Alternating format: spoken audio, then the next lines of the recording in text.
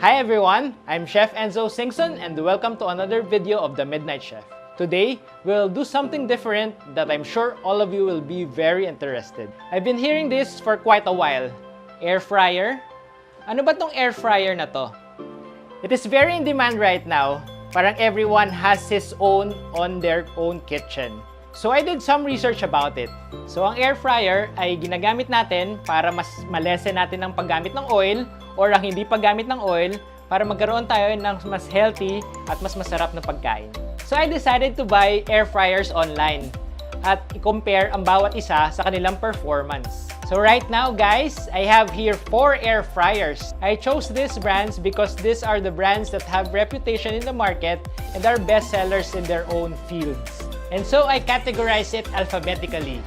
Say Imarflex, the Philips, Russel Hobbs and Tefal.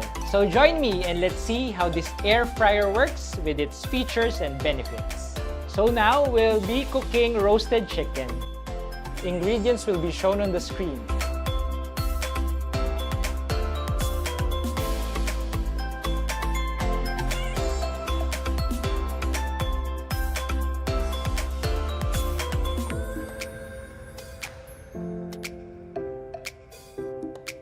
We have already preheated the air fryers for about 10 minutes at 160 degrees Celsius.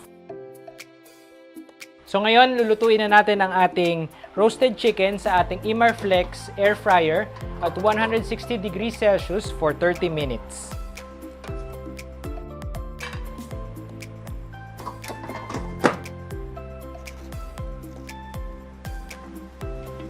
So ngayon, isasalang na natin ang ating roasted chicken sa ating Philips air fryer for 160 degrees Celsius for 30 minutes.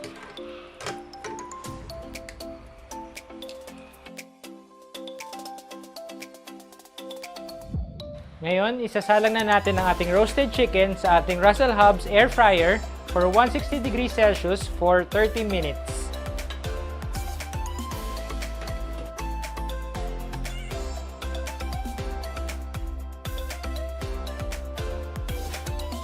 So ngayon, lulutuin na natin ang ating roasted chicken sa ating Tefal air fryer for 160 degrees Celsius for 30 minutes.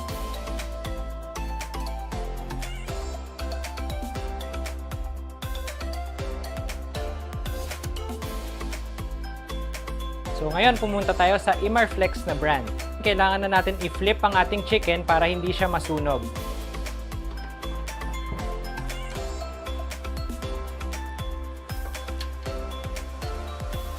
I-set lang natin yung timer for another 20 minutes.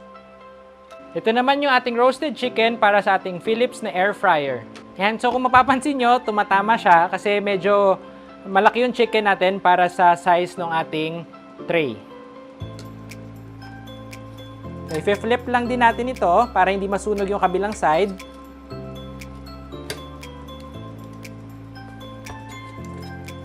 And isi-set natin siya for another 20 minutes.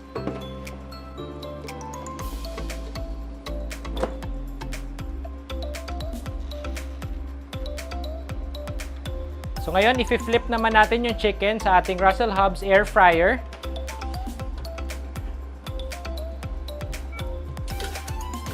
Then, isi-set lang din natin siya for another 20 minutes.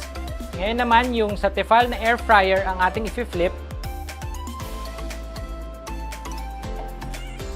At isi-set sa 20 minutes. So now, hahanguin na natin ang ating roasted chicken sa ating Imarflex air fryer.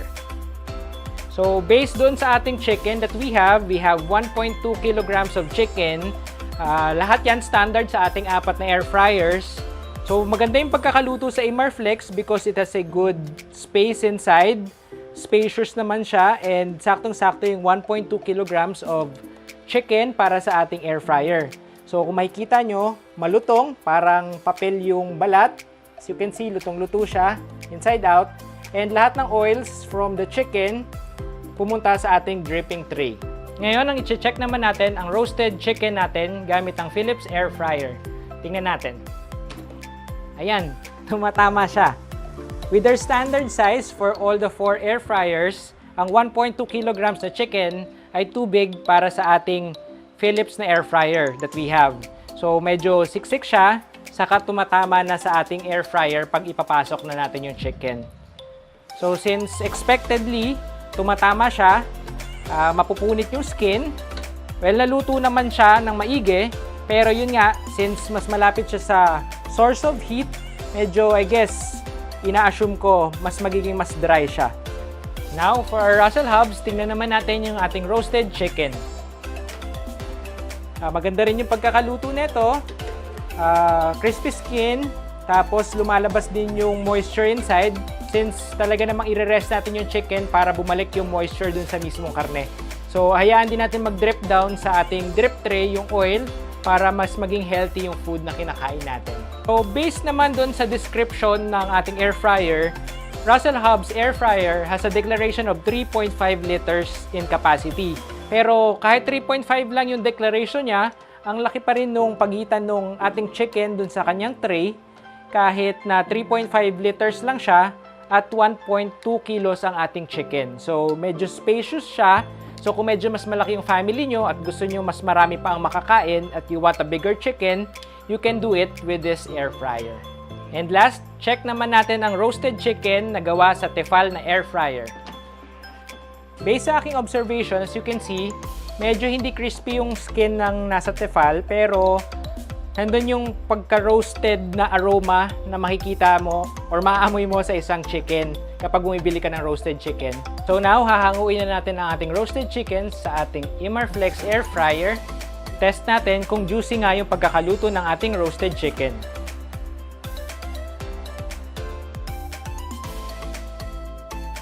So, juicy naman yung chicken. As you can see sa chopping board, meron siyang juices na nag-ooze out. So, ibig sabihin, when you eat this will be a moist chicken. Plus, crispy din yung skin. So, now we will check the roasted chicken for our Philips air fryer.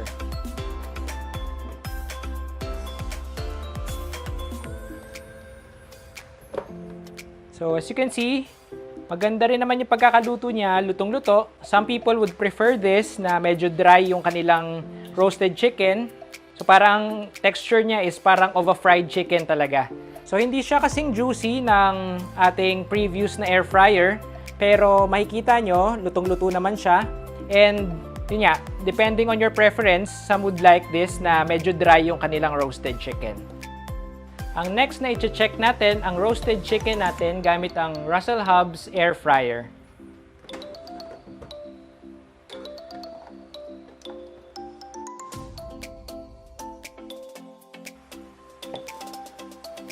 So as you can see, nag-ooze out yung kanyang juices, which is a sign na moist ang ating chicken. So sobrang dali niyang hiwain dahil sa sobrang tender niya din. Kahit tongs lang ang gamit ko, ay madali kong natanggal yung leg. You can spend a longer time in the air fryer naman kung gusto nyo mas malutong yung balat nyo kapag gumagawa kayo ng roasted chicken.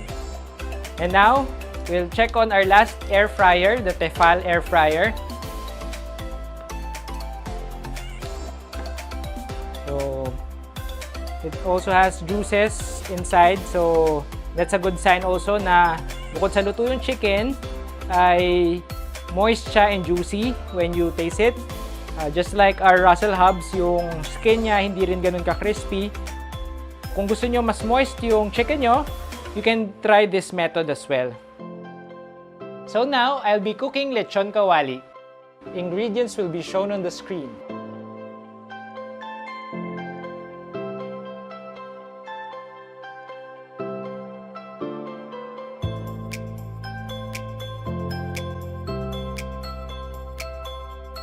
Ngayon, ang susunod nating lulutuin ay Lechon Kawali. Nag-preheat na tayo ng ating mga air fryer at 160 degrees Celsius for 10 minutes. Isalang natin ngayon ang ating Lechon Kawali sa ating Imarflex air fryer.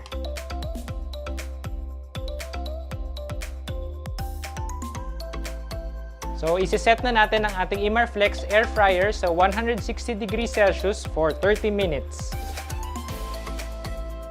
Ang next nating isasalang ay ang sa Philips air fryer.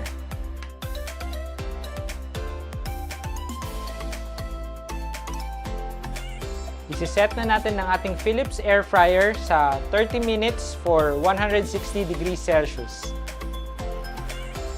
Ang next naman natin isasala ngayon ay ang sa Russel Hobbs air fryer.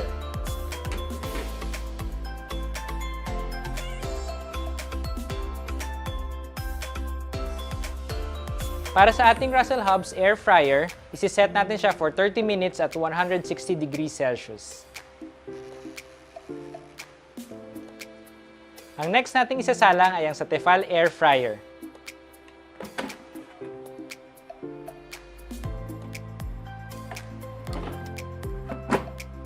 Para sa ating Tefal air fryer, isiset natin siya at 160 degrees Celsius for 30 minutes. So after 30 minutes, itataas natin ang temperature natin to 200 degrees Celsius. Lulutuin natin siya for another 10 minutes. So now we're done cooking with our Lechon Kawali. Hahanguin na natin siya at i-rest natin for 15 minutes. Para sa Imarflex, ito ang ating Lechon Kawali. Para sa ating Philips air fryer, ito na ang ating Lechon Kawali. Para sa ating Russel Hobbs, ito na ang ating Lechon Kawali.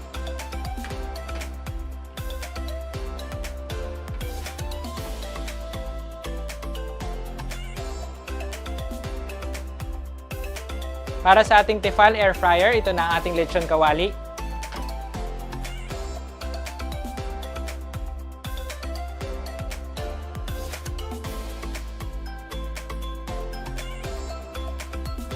So para sa ating Imarflex at 40 minutes in total, medyo may burnt marks lang siya, pero yung crackling ng skin natin, ang ganda. Parang chicharon yung ating Lechon Kawali. So check naman natin yung physical appearance. As you can see, moist naman siya outside. So makikita naman natin na may mga fat layers and oil outside. As you can see, moist siya inside. Maganda ang pagkakaluto.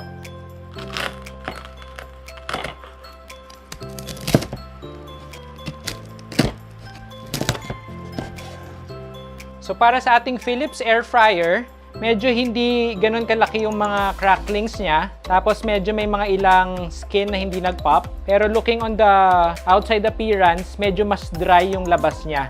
Though same naman, it has layers of fat. Pero yung outside niya, ito yung Lechon Kawali na crispy pati yung outside. Pero baka juicy naman yung inside. So as you can see, kahit hindi naman siya fully nag-crackle, malutong pa rin naman siya. So try na natin hiwain.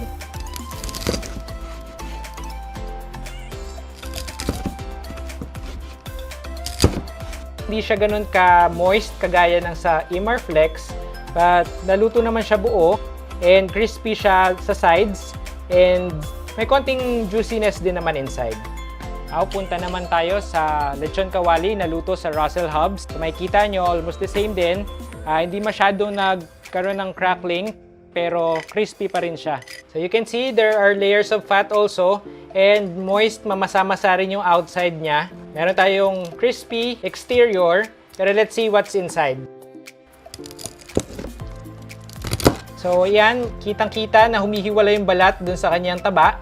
At yung taba, sobrang nag-juice out and napaka-juicy ng in-between ng meat and fat layers. Para sa ating Tefal air fryer, maganda rin yung crackling niya outside sa skin na part, malutong. Sa outside naman niya, may layers of fat pero medyo dry din yung outside niya. So let's try to open inside. Let's slice it para makita kung ano yung laman.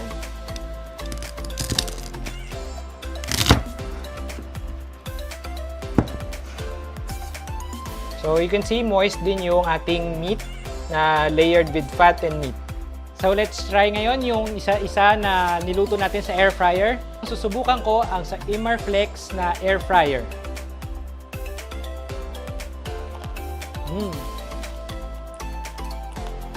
Based sa appearance, malutong siya. Masarap, juicy din yung meat niya. Pero may konting lasang sunog kasi nga on the 40-minute mark na pare-parehas yung apat, medyo nasunog yung ng konting-onti yung skin nito. Pero so far, so good yung lasa. Now, we proceed with the Philips air fryer.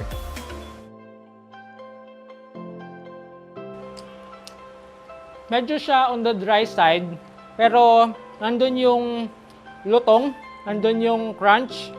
I think this would makes the lechon kawali still good. Ngayon, itry naman natin ang lechon kawali na niluto sa Russel Hobbs na air fryer.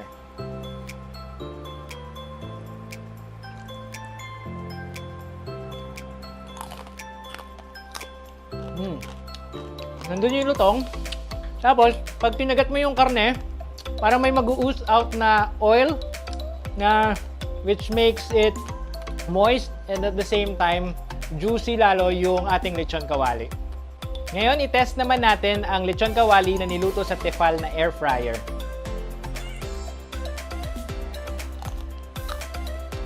Nandun yung lutong, pero parang sa dulo, ngayon, hindi ako makapagsalita. Kasi medyo, yung skin hindi ganun lumutong. Hindi siya ganun ka-crispy kahit marami yung crackling niya. And lastly, the hoisin glazed salmon. The ingredients will be shown on the screen.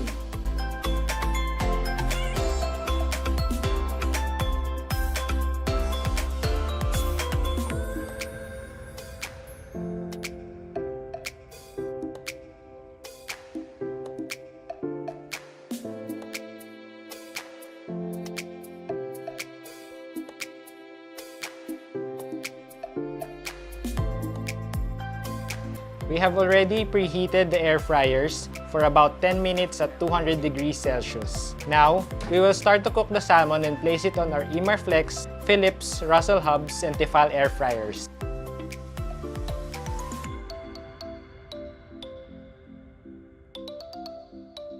We will set the Imarflex air fryer at 200 degrees Celsius for 10 minutes. Now, for the Philips air fryer.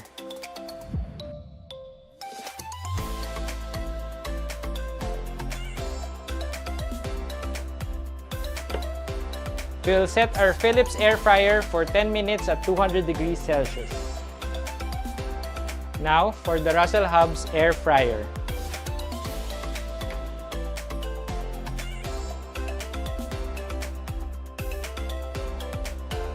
We will set the Russel Hobbs air fryer for 10 minutes at 200 degrees Celsius. Now, we go with the Tefal air fryer.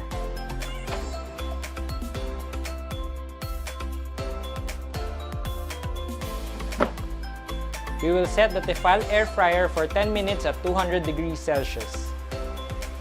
Now, we will wait 10 minutes for it to cook. Now, our salmon fillets are ready. Let's check it one by one. For the Imarflex brand,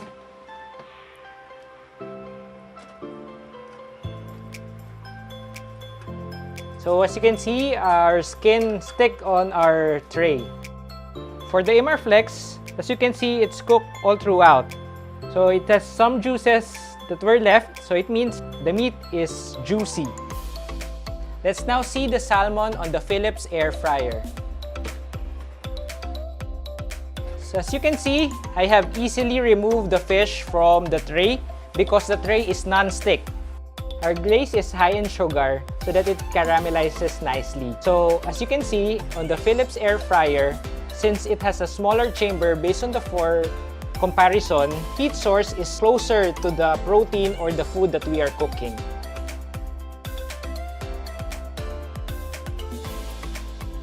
And this time, medyo mas lutong-luto yung fish natin compared dun sa kanina nating pinakita. Now, we'll check on the Russel Hobbs air fryer. So upon checking, since non-stick din ito, madali rin siyang tanggalin kagaya ng Philips. The Russel Hobbs has a non-stick tray also. With our 10-minute mark, I think this one has the best caramelization. Hindi po nasunog yung mga garlic. Of course, as you can see on the sides, magbo-burn talaga yan because we have a high sugar glaze. But that would give a good taste to your salmon. Try to see and check what's inside.